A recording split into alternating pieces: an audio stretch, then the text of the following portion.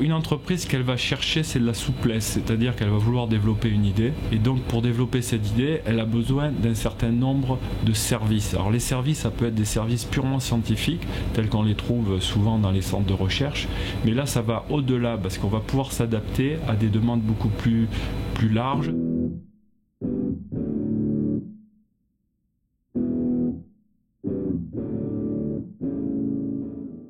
Habituellement, dans un contexte de pompage de pétrole, l'entartrage pose problème et présente un risque d'accident. On a commencé à travailler sur ce sujet il y a bien longtemps avec les pétroliers parce que c'est un problème pour eux industriels d'entartrage des conduites pétrolières. Aujourd'hui, grâce à ce procédé fondé sur les clatrinhydrates, des solutions existent et des applications dans d'autres domaines sont possibles. On va faire soit du stockage ou de la séparation de gaz, on va faire du stockage de thermie pour des applications de climatisation industrielle. Ce procédé innovant attire donc des industriels dans des domaines variés. BGH, qui est une start-up, est venu voir l'école des mines de Saint-Étienne pour solliciter son expertise dans le domaine des hydrates. Exemple concret de recherche partenariale entre Mines Saint-Étienne, Armin et BGH, rencontre avec les acteurs et partenaires du développement de cette solution innovante.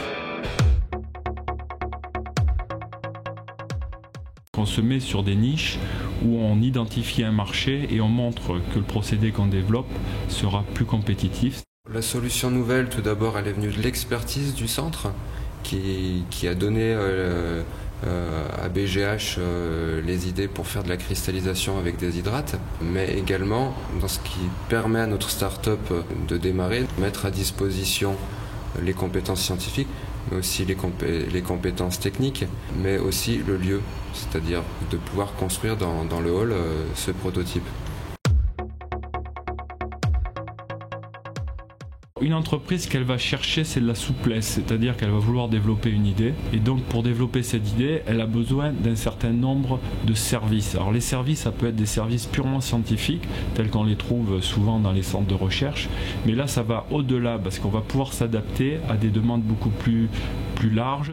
L'école des mines, parmi plusieurs laboratoires que nous avons testés, était la seule à nous proposer à la fois l'expertise et en même temps le lieu d'accueil pour construire un prototype.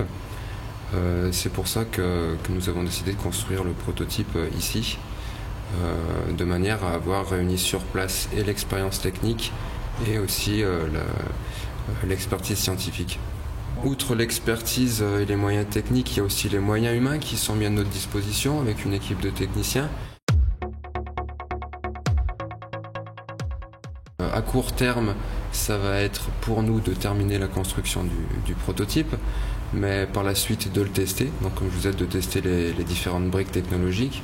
Le projet va continuer jusqu'à ce qu'on continue donc le développement du prototype, avant d'en faire donc un démonstrateur industriel et avant d'envisager l'étape suivante qui sera de faire des installations de taille beaucoup plus grosse et de taille véritablement industrielle.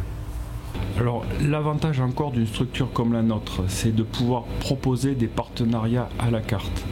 On va avoir par exemple des idées qui sortent du laboratoire et on va aller chercher nous-mêmes des partenaires industriels et on va faire une collaboration dans laquelle on apporte respectivement nos moyens. On a d'autres types de partenariats où l'industriel vient nous voir, nous demande un service et on lui met à disposition ce service.